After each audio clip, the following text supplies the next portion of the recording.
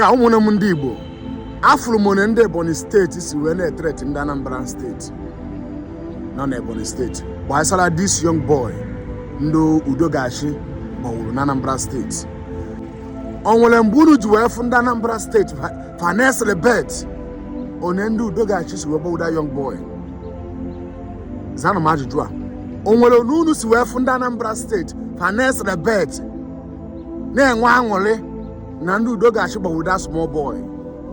Nwatakịrị si Ebony steeti bịa Anambra steeti ka ọ gbaa mbọ ndị Udogachi wee gbawa this boy.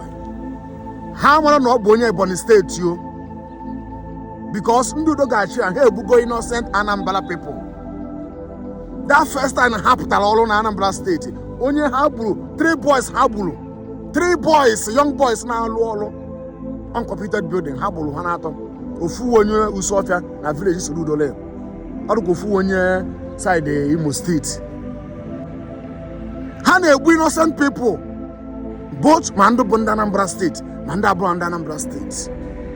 Ife na-ewute ma bụrụ ife ọzọ bụ onunu si were Ebony Son and Eza TV and other Ebony bloggers, but not all of them. Onunu si were bịa were ife a na cause trouble. You people have caused trouble. Na ndị Anambra na-egbu ndị Ebony steeti, mana ọ bụrụ na esi mee ndị Udogachi gbawo this young boy. We Anambra do against all ndị Udogachi, all this evil work around Anambra state. We Anambra do against it. Manona abeze ne blame Anambra. Why are you blaming Anambra people? Why are you blaming Anambra people on the Anambra Buddha boy? In the Anambra state, I like all on the Nalo. They make people intimidate too much.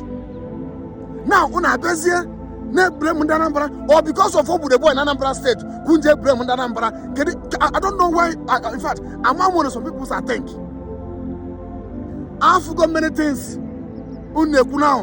Nun get the boy Anambra non Ebony state, non Ebony state. Yes, and then Ebony Son and Eza TV and all these people. Uno cause rifa. People are cause this trouble.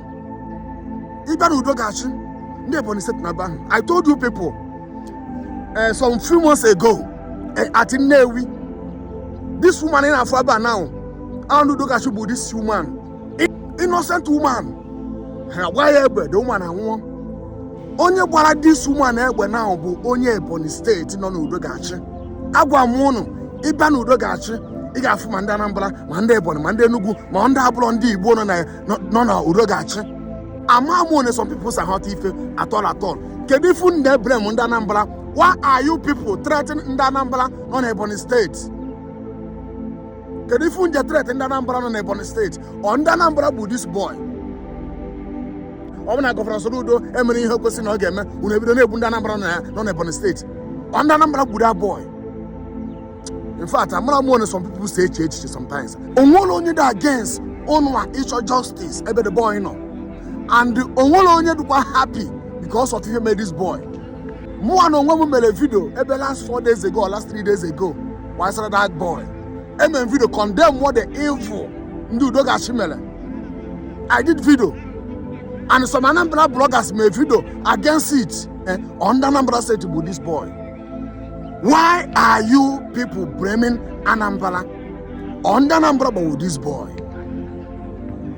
In the Anambra, no one face to do against all Ojo Ndu Udogachi Nalo in this state. Can you find the blame Musife? Unless on was a control. Unless on our Chosiri or Gweben Anambra state, no. Because in Ghana, the Ebony state in a threat in the Anambra, non Ebony state that we start cleaning the Anambra priest. Or less or Wahala or going to